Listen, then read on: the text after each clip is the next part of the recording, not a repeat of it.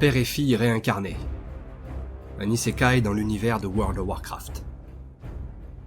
Chapitre 3. Le Père. Nous nous trouvons sur la grande place d'une cité colossale, où des bâtiments massifs de pierres brutes et de bois sombres s'élèvent autour de nous. L'architecture est sans équivoque. Des structures anguleuses renforcées de métal, des bannières rouges sang flottant au vent, et des pics acérés ornant toits et remparts. Orgrimmar, à n'en pas douter. La capitale des orques, austère et imposante, s'étend bien au-delà de ce que mes souvenirs de joueurs peuvent reconstituer. Elle semble gigantesque. L'air est sec, chargé d'une poussière fine qui danse sous les bourrasques du désert environnant. Plus loin, d'immenses palissades hérissées de pointes délimitent la ville, tandis que des tours de guet surplombent les quartiers. Je laisse mon regard errer sur les remparts massifs. Malgré l'immensité de la cité, une sensation d'étrangeté plane. Les rues sont vides. Pas un bruit, aucun cri de marchand, aucun grondement de codo, aucun écho de pas précipités. Orgrimmar semble figé, dans une attente silencieuse, comme une forteresse endormie avant le tumulte d'une guerre imminente. À mes côtés, seul Lexa nous accompagne, ma fille et moi. Aucun autre joueur en vue. Devant nous, 8 dalles métalliques sont disposées en arc de cercle. Certaines font face à des silhouettes translucides semblables à celles que nous avons vues lors de la sélection de notre race.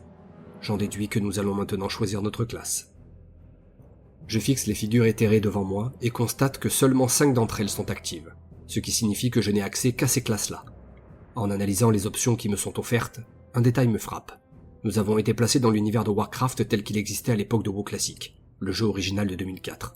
Cela explique pourquoi certaines races et classes récentes, comme les gobelins, les Andalari, les chevaliers de la mort ou les moines, ne sont pas disponibles. Ce sera donc un cadre plus restrictif, mais aussi plus authentique, comme j'aime. Nostalgie quand tu nous tiens.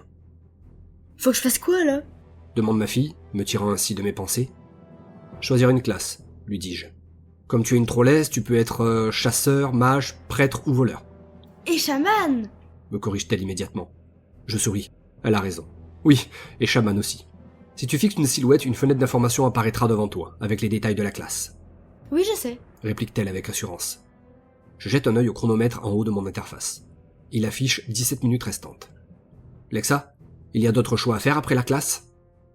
Oui, votre historique, répond-elle d'un ton neutre. Nouvelle donnée. Dans WoW Classic, il n'y avait rien de tel. J'espère que cela ne nous prendra pas trop de temps. Je me reconcentre sur mon choix et analyse brièvement chaque classe, tout en faisant un résumé de ces dernières à ma fille. Les panneaux de description défilent devant moi. Les compétences affichées m'intriguent. Leur fonctionnement semble simple, mais certaines options sont inédites, comme si les développeurs de ce merdier avaient retravaillé les mécaniques du jeu. Cela me trouble un peu. Je ne suis plus en terrain si connu que ça. Classe, chasseur. Liés à la nature, les chasseurs utilisent arcs et fusils, tout en apprivoisant des bêtes redoutables pour traquer leurs ennemis. Caractéristiques par niveau: agilité, plus 3. Endurance, plus 1. Esprit, plus 1. Compétences de départ: pistage. Caractéristiques liées: esprit. Vous pouvez pister les bêtes et les humanoïdes. Piégeage, rang 1. Augmente les dégâts des pièges que vous posez de 10%. Technique de départ: attaque du raptor, rang 1. La cible subit arme plus rang x2 dégâts physiques et vous pouvez vous décaler de une case. Classe: guerrier. Brutaux et endurants, les guerriers excellent dans le combat rapproché, frappant avec rage et puissance. Caractéristiques par niveau: force, plus 3. Agilité, plus 1. Endurance, plus 1. Compétences de départ: saut, rang 1. Augmente la distance et la hauteur de vos sauts de 5%. Commandement, rang 1. Augmente la durée et la portée de vos cris de 10%. Technique de départ: frappe héroïque, rang 1. La cible subit arme plus rang x2 dégâts physiques et est marquée. Classe: voleur. Rapides et furtifs, les voleurs exploitent leur agilité, pour frapper dans l'ombre et déstabiliser leurs adversaires. Caractéristiques par niveau. Force, +1. Agilité, +3. Esprit, +1. Compétences de départ. Crochetage. Caractéristiques liées. Agilité. Vous pouvez crocheter les serrures. Chute amortie. Rang 1. Réduit vos dégâts de chute de 10%. Technique de départ. Attaque pernicieuse. Rang 1. La cible subit arme plus rang x2 dégâts physiques et vous gagnez 1 point de combo. Si la cible est exposée, cette action gagne rapide. Classe chaman. Guide spirituel de la horde, les chamans canalisent les éléments pour soigner, renforcer leurs alliés ou déchaîner des tempêtes.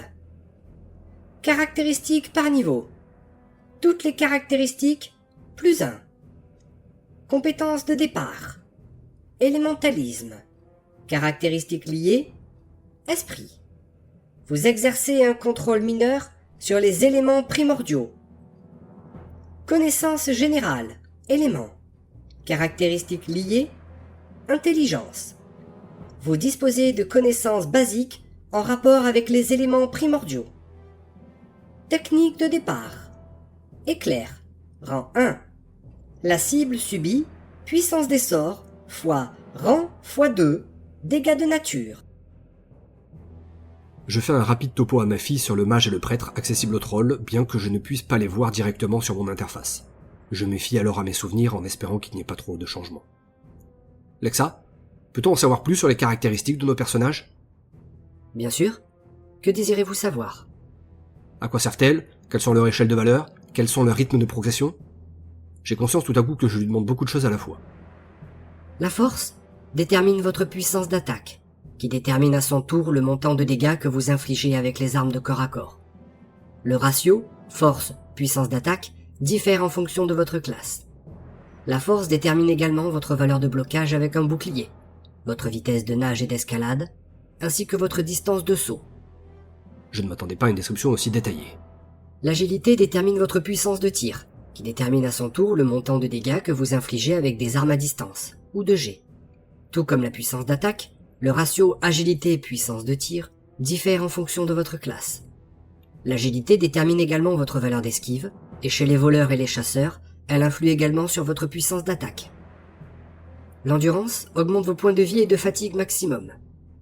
L'esprit détermine votre récupération de points de vie, votre régénération de ressources et votre perception, qui elle-même augmente votre distance de détection. L'intelligence augmente votre réserve de mana, si vous en avez une, et votre puissance des sorts, qui détermine à son tour le montant de dégâts que vous infligez avec les sorts. Les caractéristiques de votre personnage n'ont pas de plafond et peuvent progresser indéfiniment lorsque vous gagnez des niveaux. De nombreux autres effets peuvent également augmenter vos caractéristiques, comme la complétion de hauts faits ou le port d'équipements magiques. Un blanc s'installe. Lexa a fini son monologue. J'ai appris pas mal d'infos, mais le temps presse pour toutes les digérer. Certaines données, comme la fatigue ou la perception, me laissent perplexe. Ce sont des choses qui n'existaient pas à mon époque, et plus le temps avance, plus je me dis qu'il y a trop de changements dans ce nouveau gameplay pour vraiment me permettre d'avancer en terrain conquis. Voulez-vous plus d'informations sur le ratio de calcul de la puissance d'attaque, de la puissance de tir ou de la puissance des sorts ? Demande Lexa. Non, ça ira, merci. Je m'étonne d'avoir répondu à l'IA comme à un être humain. Puis j'hausse les épaules. Osef. Je me tourne vers ma fille. Tu as trouvé une classe qui peut te plaire ? Elle me répond immédiatement. Le speech d'Alexa lui a laissé sans doute suffisamment de temps pour peser le pour et le contre de chacune de ses options. Chasseur, j'ai sans doute plus de chances de survivre à distance avec un chasseur.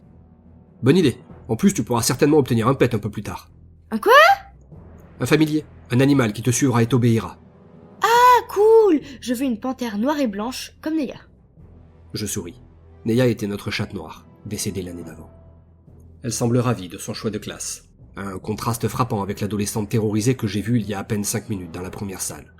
Elle s'adapte vite. C'est bien. De mon côté, si elle joue une classe à distance, il me faut un combattant en mêlée, pour équilibrer notre duo. Le chaman me paraît le choix le plus judicieux. Polyvalent, capable de tanker ou de soigner, il nous offrira plus de flexibilité. La fenêtre de validation apparaît devant moi. Voulez-vous sélectionner cette classe? Oui? Non. Je prends une profonde inspiration. Maintenant que les bases sont posées, il va falloir réfléchir à la suite. Mon objectif principal est clair. Protéger ma fille et lui assurer un environnement sécurisé pour progresser sans trop de risques. Mais je dois aussi retrouver ma femme. Lexa nous a bien dit qu'on pourrait la rencontrer plus tard, mais elle a parlé de chance. Ce mot me dérange. Cela signifie-t-il que nous aurons une opportunité à un moment donné, ou que tout repose sur un tirage aléatoire? Les créateurs de ce truc ont-ils facilité les regroupements familiaux, ou est-ce juste un caprice du système? Après tout, ils m'ont placé avec ma fille et elle avec nos 2 autres enfants. Mais combien de temps resteront-ils ensemble? Comment diable va-t-elle gérer 2 gosses d'une dizaine d'années dans un monde brutal? Non, il faut que je trouve un moyen d'obtenir des informations. Mais en attendant, je dois organiser notre progression. Nous ne pourrons pas avancer seuls indéfiniment. Le jeu nous forcera tôt ou tard à nous regrouper avec d'autres joueurs, et je préfère anticiper plutôt que subir. Il va falloir nous trouver un groupe, mais pas n'importe lequel. Il me faut des alliés, des personnes fiables, capables de survivre sans être des menaces pour nous. Mais comment les choisir? La nature humaine est impitoyable face au danger. Je ne suis pas un grand fan de The Walking Dead, mais s'il y a bien une chose que cette série a réussi à illustrer parfaitement, c'est la manière dont les gens relèvent le pire d'eux-mêmes, quand leur survie est en jeu. Dans notre situation, certains n'hésiteront pas à trahir, manipuler ou sacrifier les autres pour s'en sortir, y compris un daron et sa progéniture. Et si ce jeu pousse vraiment le réalisme à fond, alors la mort a un prix définitif. Je ne peux pas me permettre de faire des erreurs de jugement. Pour l'instant, la meilleure stratégie reste d'observer et d'analyser. Identifier les bons profils, éviter les égoïstes, les connards et les lâches. Trouver des gens qui comprennent qu'une équipe soudée a bien plus de chances de survivre que des individus isolés. Mais surtout, ne faire confiance à personne trop vite. Pas tant que je n'aurai pas une lecture plus claire des règles de ce monde. Je soupire une dernière fois et valide mentalement la sélection de ma classe.